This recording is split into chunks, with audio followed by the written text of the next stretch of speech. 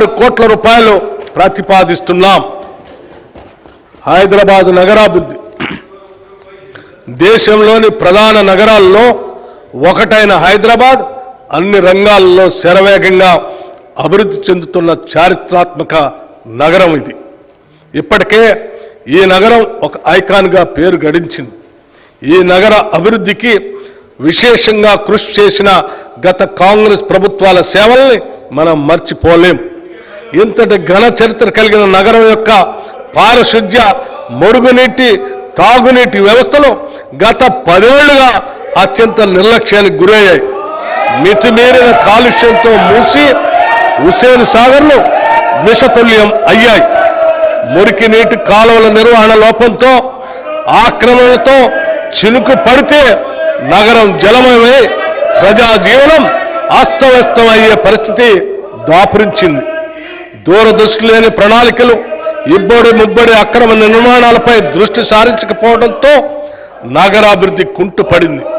కేవలం కొన్ని ఫ్లైఓవర్లు నిర్మించి దానిని అభివృద్ధిగా భ్రమింప చేశారు.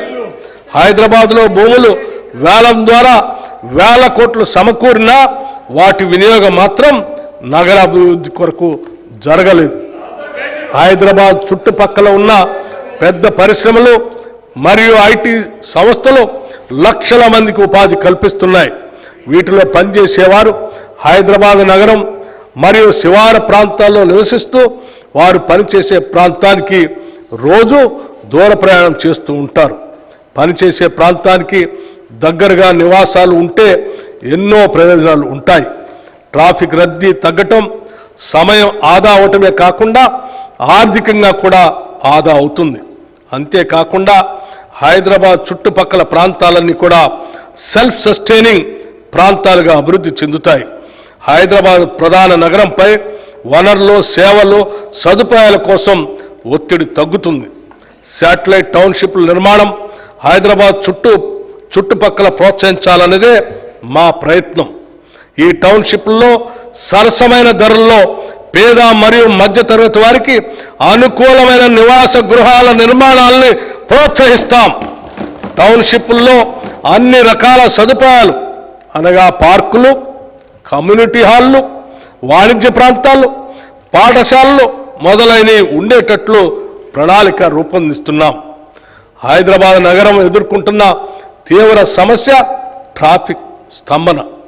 ప్రైవేటు వాహనాల వినియోగం తగ్గించి పబ్లిక్ ట్రాన్స్పోర్ట్ వ్యవస్థని పటిష్టపరచడం ద్వారా ఈ సమస్యను అధిగమించడానికి అవకాశం ఉంది. దానిలో మెట్రో రైలు వ్యవస్థ అతి ముఖ్యమైనది. ప్రస్తుతం 3 ట్రాఫిక్ కారిడార్లలో మెట్రో సౌకర్యం ఉంది. మెట్రో మొదటి దశలో కలిగిన అనుభవాల దృష్ట్యా ప్రభుత్వం 2వ దశ ప్రతిపాదనలను సమీక్షించి వాటిని సవరించి కొత్త ప్రతిపాదనను రూపొందించింది. వివిధ వర్గాల అవసరాలను తీర్చడంతో పాటు నగరంలోని అన్ని ప్రాంతాలు సమానంగా అభివృద్ధి చెందాలన్న లక్ష్యంతో ప్రభుత్వం 78.4 కిలోమీటర్ల పొడవు ఉన్న 5 ఎక్స్టెండెడ్ కారిడార్లను 24,042 కోట్ల రూపాయలతో అభివృద్ధి పరుస్తుంది. ఇందులో భాగంగా మెట్రో రైలుని పాత నగరానికి పొడిగించి దాన్ని శంషాబాద్ విమానాశ్రయానికి అనుసంధానం చేస్తాం. అలాగే ప్రస్తుతం ఉన్న కారిడార్లను నాగోల్ నుండి ఎల్బీ నగర్ వరకు విస్తరిస్తాం. నాగోల్, ఎల్బీ నగర్ మరియు చంద్రాయణగుట్ట స్టేషన్లను ఇంటర్చేంజ్ స్టేషన్లుగా అభివృద్ధి చేస్తాం. మియాపూర్ నుండి పటాన్ చెరువుకు, ఎల్బీ నగర్ నుండి హయత్ నగర్ వరకు మెట్రో రైలు సౌకర్యాన్ని పొడిగించాలని కూడా ప్రణాళిక సిద్ధం చేశాం. హైదరాబాద్ విపత్తు నివారణ మరియు ఆస్తుల పరిరక్షణ సంస్థ హైడ్రా రాష్ట్ర ప్రభుత్వం నగరాభివృద్ధిపై ప్రత్యేక దృష్టి పెట్టింది. హైదరాబాద్ మరియు ఔటర్ రింగ్ రోడ్డు వరకు గల ప్రాంతాలను కోర్ అర్బన్ రీజియన్గా గుర్తించి వాటి అభివృద్ధికి ప్రత్యేకంగా ప్రణాళికలు తయారు చేస్తున్నాం. ఈ ప్రాంత జనాభా రాష్ట్ర జనాభాలో 48.6% ఉంది. రాష్ట్ర